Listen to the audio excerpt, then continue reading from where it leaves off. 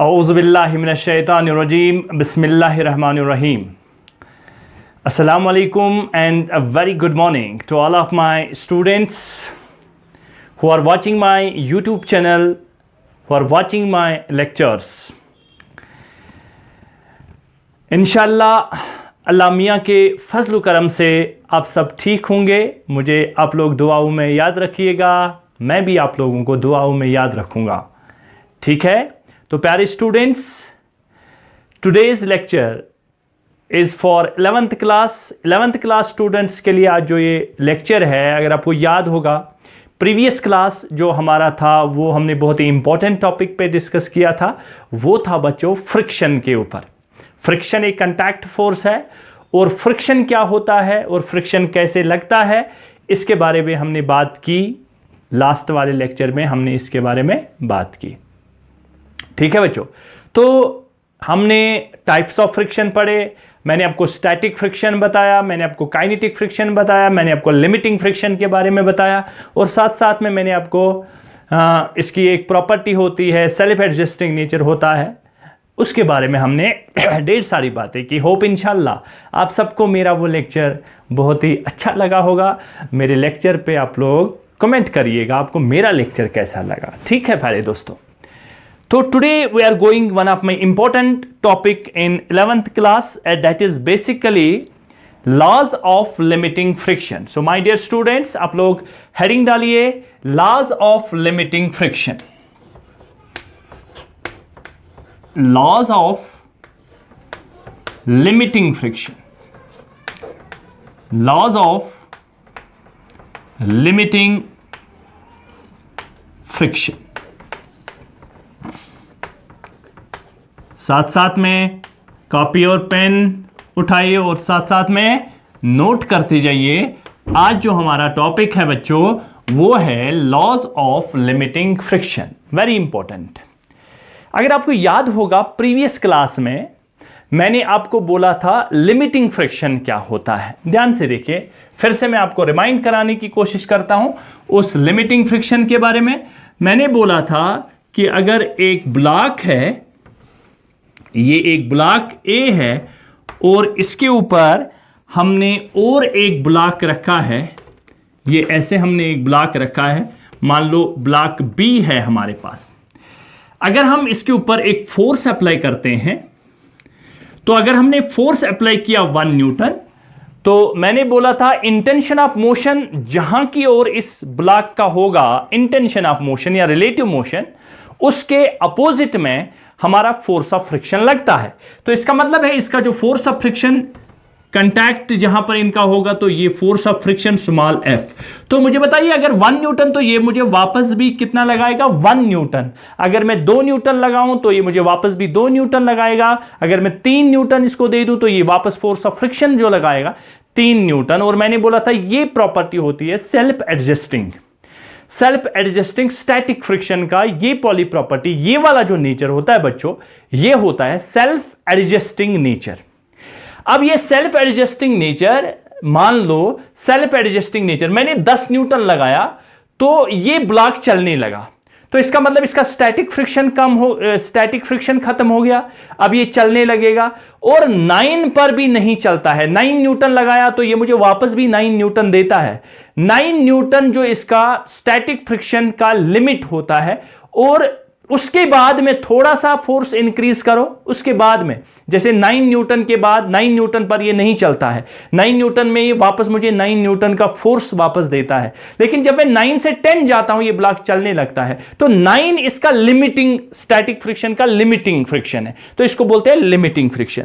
तो अब हमें लॉज पढ़ने हैं. लिमिटिंग फ्रिक्शन के लॉज क्या होते हैं उनको ध्यान से देखिए. हम एक एक करके उन लॉज को हम डिस्कस करते हैं.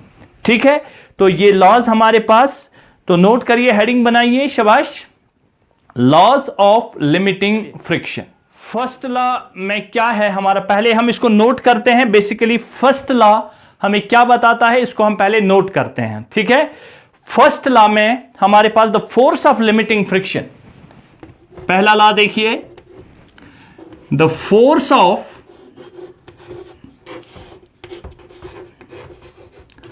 the force of limiting friction, the force of limiting friction, the force of limiting friction is, the force of limiting friction is directly proportional to normal reaction, is directly proportional, is directly proportional, साथ साथ में note करते जाइए, to the normal reaction, to the normal reaction,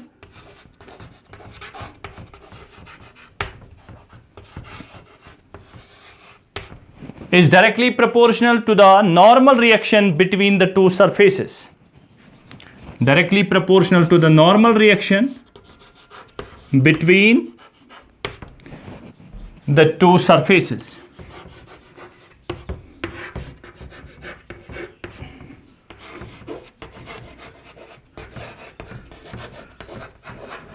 इसका मतलब हो गया जो फोर्स ऑफ लिमिटिंग फ्रिक्शन, या एफ ऑफ छोटा एल नीचे रखिए, फोर्स ऑफ लिमिटिंग फ्रिक्शन जो है वो डायरेक्टली प्रोपोर्शनल है नॉर्मल रिएक्शन के। ये ध्यान से देखिए, इसको मैं आपको समझाने की कोशिश करता हूं, ध्यान से देखो।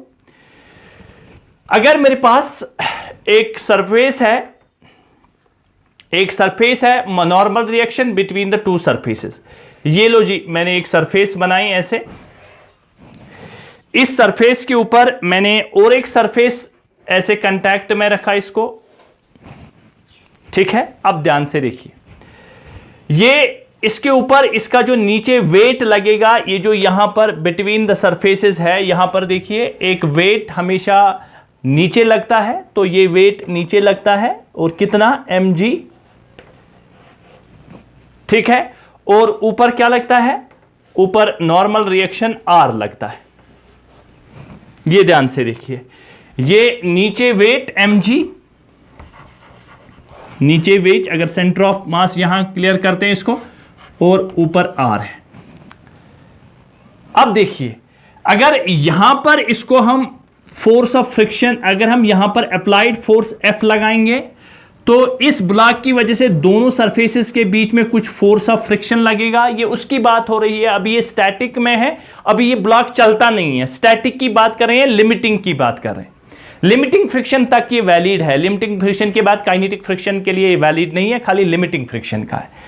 अब ध्यान से देखिए, तो अगर ये ब्लॉक मान लो 5 kg का होगा, 5 kg ब्लॉक को मैंने फोर्स F लगा दिया, मान लो इसका लिमिटिंग फ्रिक्शन 4 है, यानी 4 तक ही नहीं चलेगा। 4 तक इसका मतलब है अगर मैंने 4 न्यूटन इसको अप्लाइड फोर्स लगा दिया, तो ये मुझे वापस भी सेल्फ एडजस्टिंग प्रॉपर्टी से 4 फोर्स ऑफ फ्रिक्शन वापस दे देगा।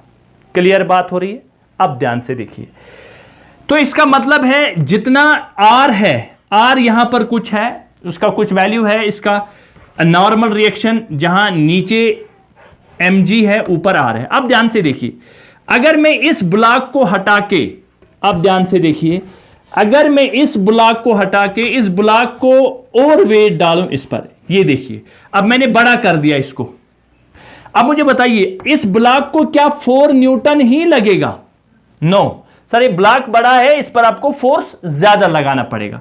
तो जब ज्यादा लगाना पड़ेगा तो इसके पास ज्यादा क्या है, इसके पास वेट mg ज्यादा है, तो ये वेट mg ना तो नीचे आ रहा है, तो ये ऊपर क्या होगा, नॉर्मल रिएक्शन। तो क्या बढ़ रहा है दोनों में, देखिए यहां पर वेट की वजह से mg बढ़ेगा, तो इसका मतलब उतना ही R भी होगा। दोनों ने एक दूसरे को बैलेंस कर दिया, जितना नीचे mg है उतना R है।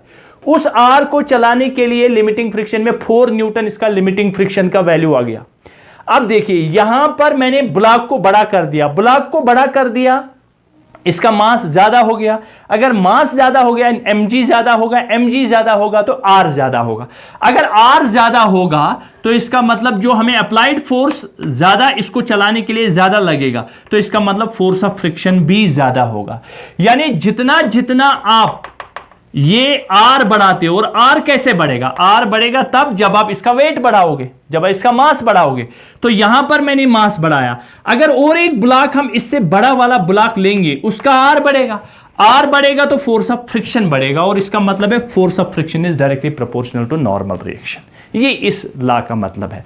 यानी force of friction normal reaction, यानी नॉर्मल रिएक्शन का मतलब यह है कि जितना जितना आप वेट बढ़ाओगे, मास ब्लॉक बढ़ाओगे, ब्लॉक का वेट बढ़ाओगे, मास बढ़ाओगे, तो इसका मतलब है नॉर्मल रिएक्शन भी बढ़ेगा, और जब नॉर्मल रिएक्शन बढ़ेगा तो फोर्स ऑफ फ्रिक्शन भी हमें बढ़ेगा तब तक जब तक इसका लिमिटिंग वैल्यू है लिमिटिंग फ्रिक्शन तक। और ये हमारा पहला वाला लॉ है, लॉज ऑफ लिमिटिंग फ्रिक्शन। कोई परेशानी है इसमें? और इसको ध्यान से नोट करो, ठीक है। अब देखिए, इसको मैं दूसरे तरीके से भी आपको समझाने की कोशिश करता हूं। ये मेरे पास एक ब्लॉक है, ये मेरे पास एक सरफेस है, सरफेस के ऊपर ये रखा मैंने कुछ, इसका नीचे कितना होगा mg वेट, और ऊपर कितना होगा नॉर्मल रिएक्शन। दोनों बराबर होंगे, ना तो ये नीचे जा रहा है ना तो ये ऊपर जा रहा है। अब यहां पर अगर मैं फोर्स अप्लाई करूं, सेल्फ एडजस्टिंग नेचर है ना, मैंने 1 न्यूटन लगा दिया, इसने वापस 1 न्यूटन लगा दिया। मान लो इसका लिमिटिंग वैल्यू 4 है, तो 4 लगा दिया, ये मुझे वापस 4 लगाएगा। अब देखो, अगर मैं इसके ऊपर और एक ब्लॉक रखूं, इस ब्लॉक को मैं बड़ा कर दूं ऐसे, जब मैं इसको बड़ा करूंगा तो क्या बढ़ गया? इसका वेट mg बढ़ गया, mg बढ़ गया तो r बढ़ गया। मुझे अब ज्यादा फोर्स लगाना पड़ेगा, और जब ज्यादा फोर्स लगाना पड़ेगा लिमिटिंग वैल्यू, तो ये मुझे फ्रिक्शन भी उतना ज्यादा होगा। That is f force of friction is directly proportional to the normal reaction. ये मेरा पहला वाला लॉ हो गया। चलिए दूसरे लॉ की बात करते हैं। ये बड़ा इजी लॉ है, f is directly proportional to r।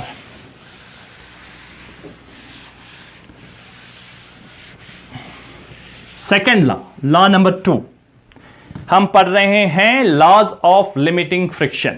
Limiting friction के लॉज हम पढ़ रहे हैं, ठीक है बच्चों। चलो, the direction of force of limiting friction, ध्यान से देखो, second law, the direction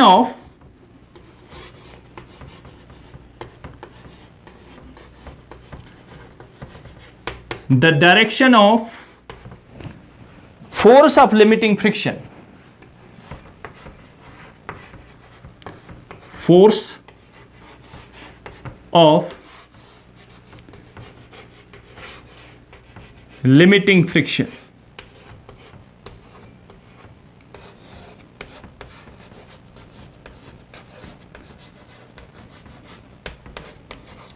the direction of force of limiting friction is always opposite to the direction in which is always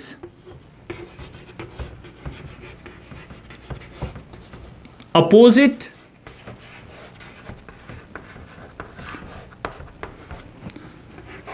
is always opposite to the direction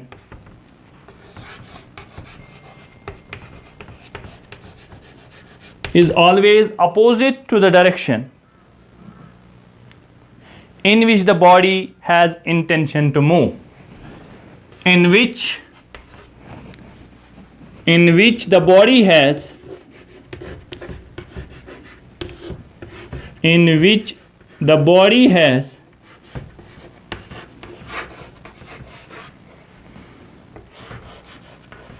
intention to move।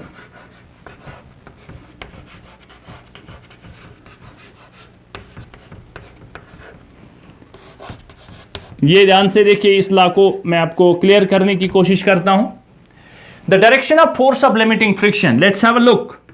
ये मेरे पास एक surface है, इस surface के ऊपर एक block हमने रखा, ये ब्लॉक रखा हमने, इन दोनों के दरमियान जो फोर्स ऑफ फ्रिक्शन लगेगा टेंजेंशियली, ये फोर्स ऑफ फ्रिक्शन है, ये अप्लाइड फोर्स है। The direction of force of limiting friction is always opposite to the direction in which the body has intention to move।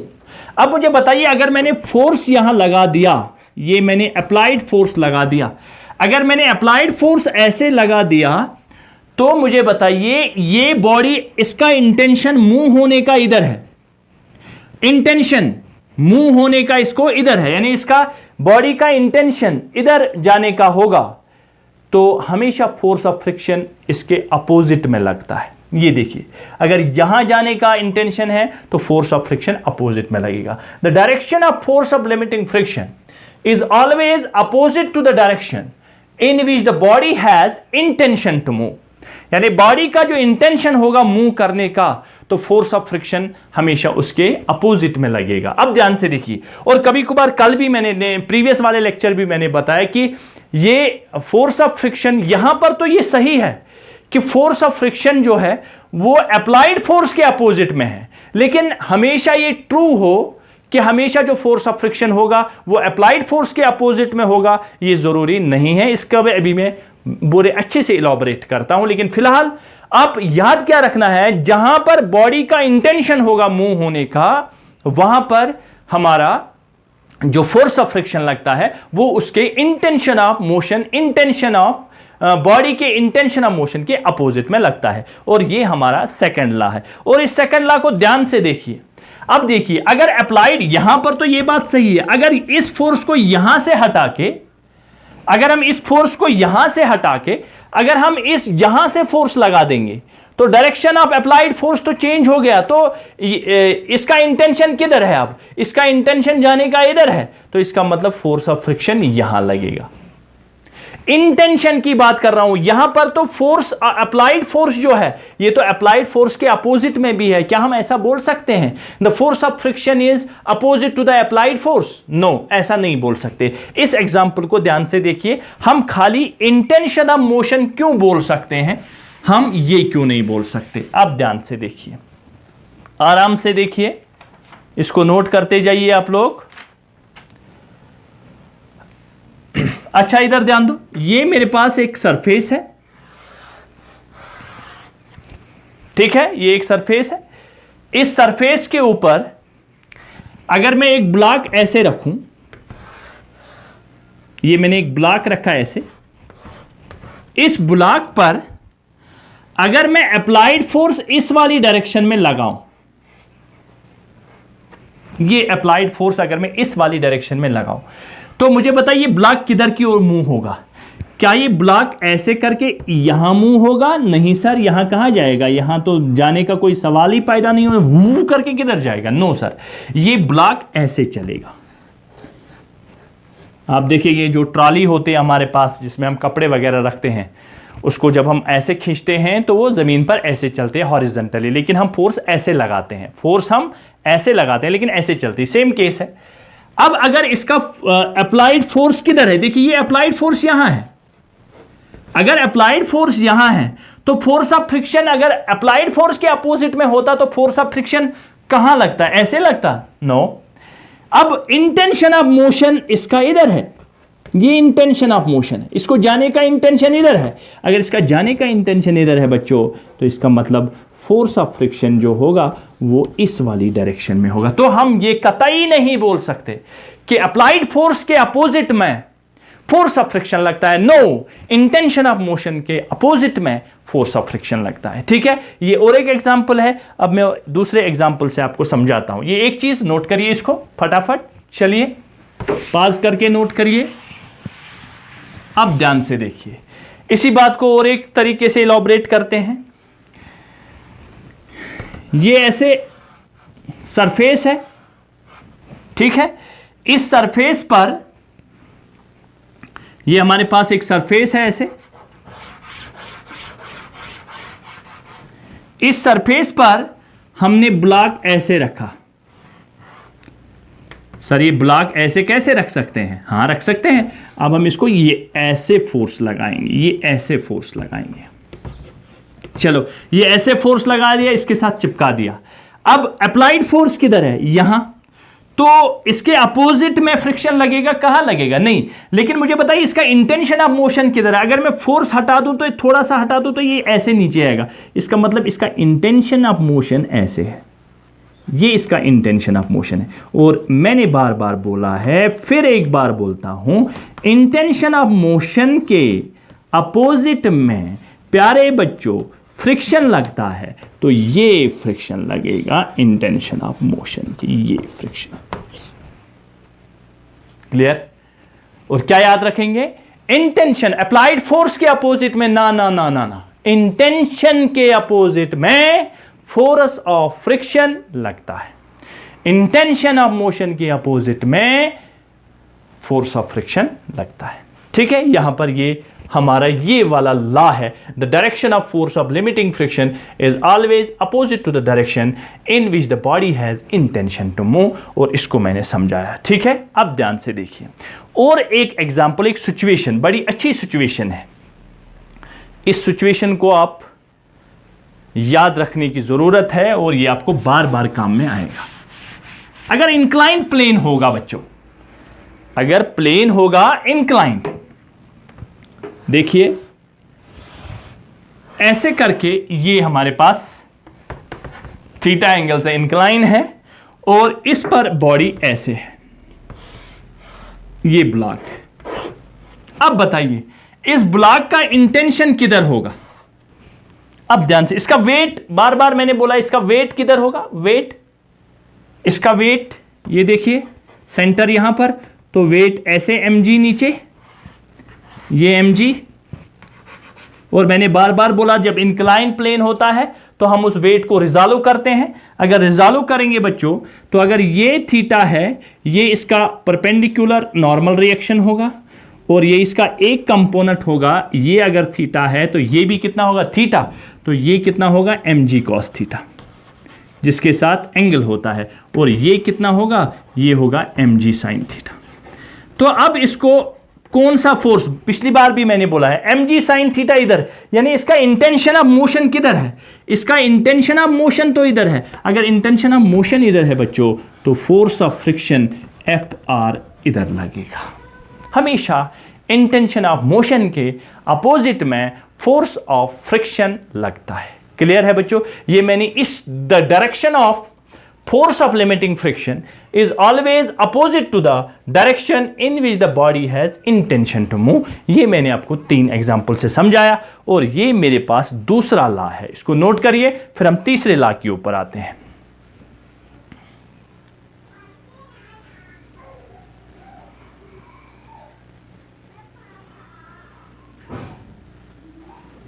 चलिए law number 3,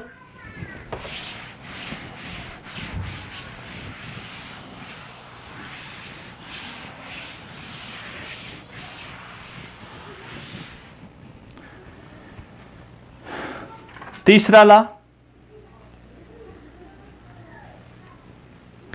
the force of limiting friction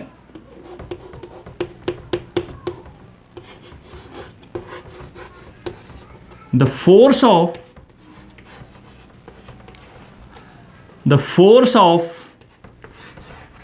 limiting friction,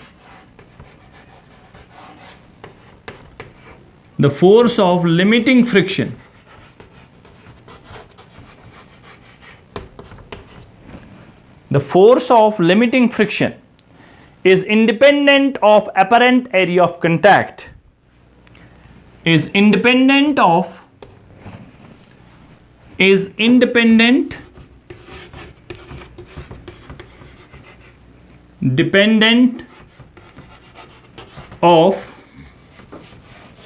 apparent area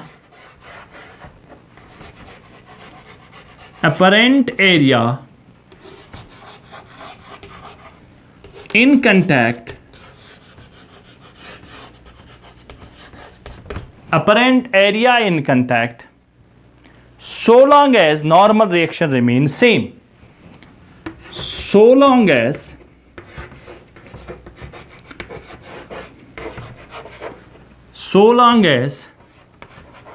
normal reaction remains same, so long as normal reaction remains same। अब ध्यान से देखिए, ये मेरे पास एक block है, ठीक है, इस ब्लॉक के ऊपर मैंने एक ब्लॉक, छोटा सा ब्लॉक ऐसे रखा, ये होता है दोनों के बीच में जो ये एरिया है ना, इसको बोलते हैं अपरेंट एरिया इन कंटैक्ट, यानी कंटैक्ट दोनों सरफेसेस का जितना कंटैक्ट है, अपरेंट एरिया इन कंटैक्ट। अब इसका कुछ नीचे जो होगा, ये नीचे होगा mg और ऊपर हमारा नॉर्मल रिएक्शन होगा आर। अभी मैंने फर्स्ट लॉ में बताया कि जितना जितना आर बढ़ेगा उतना उतना फोर्स ऑफ फ्रिक्शन बढ़ेगा। ठीक है, अब ध्यान से देखिए, यहां पर इसकी वजह से इन दो सरफेसेस के दरमियान एक फोर्स ऑफ फ्रिक्शन लगेगा। मान लो यहां नोट करो। अब इसी ब्लॉक को, इस ब्लॉक को देखिए, अब मैंने इसी ब्लॉक को दूसरे इस तरह से रखा, ये नीचे वाला ब्लॉक सेम है। अब इस ब्लॉक को मैंने ऐसे रखा। क्या फर्क है दोनों में? ये पहले ऐसे था हॉरिजॉन्टल, अब मैंने इसको वर्टिकल बना दिया। तो वर्टिकल बनाने पर क्या चेंज हो रहा है? चेंज हो रहा है अपरेंट एरिया इन कांटेक्ट।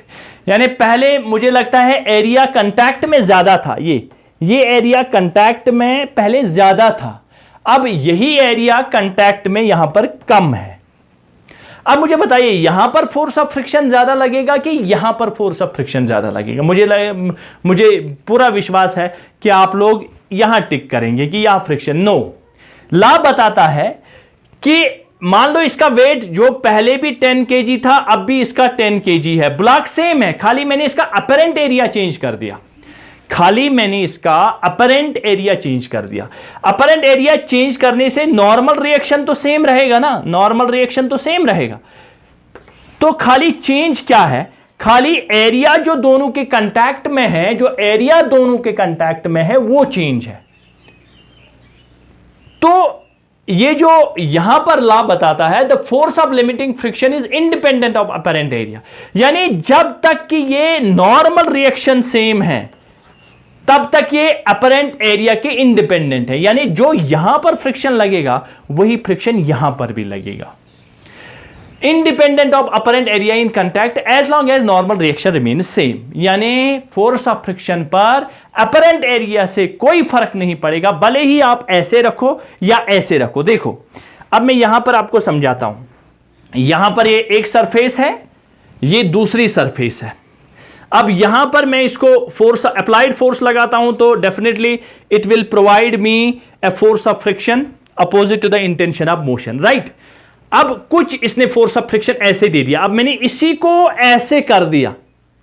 जब मैंने इसको ऐसे किया तो फिर मैंने अप्लाइड फोर्स लगाया, तो दोनों के केस में किस में फ्रिक्शन ज्यादा होगा? क्या फ्रिक्शन ऐसे ज्यादा होगा, ऐसे ज्यादा होगा कि ऐसे ज्यादा होगा? दोनों के केस में फ्रिक्शन सेम रहेगा, because it is independent of the apparent area in contact, तब तक जब तक कि इसका नॉर्मल रिएक्शन सेम है। अभी मैंने थोड़ी ना मास बढ़ाया, अगर मैं इसके ऊपर और एक चीज रख दूं, ये ऐसे, तो अब ये बढ़ गया, अब नॉर्मल रिएक्शन चेंज हो गया, तो इसका मतलब फोर्स ऑफ फ्रिक्शन भी चेंज हो जाएगा।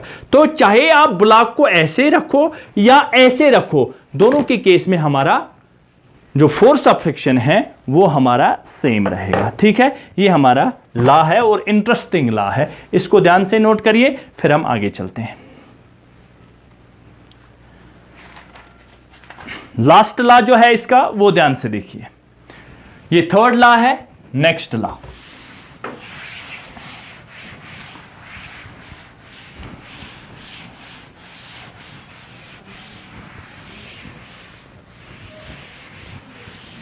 चलिए next law, the force of limiting friction. शाबाश। Fourth law,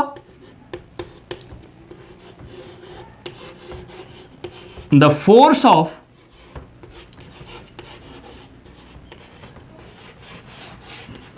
limiting friction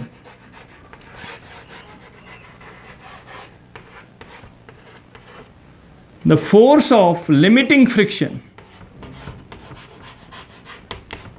the force of limiting friction depends on nature of the material in contact,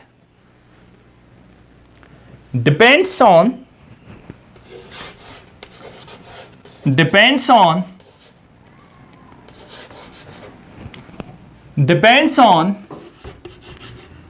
nature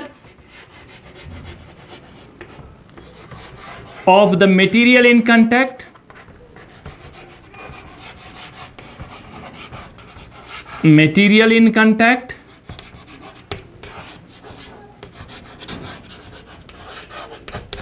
depends on nature of the material in contact and their roughness and smoothness.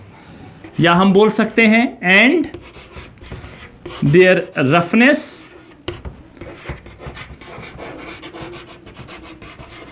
और smoothness.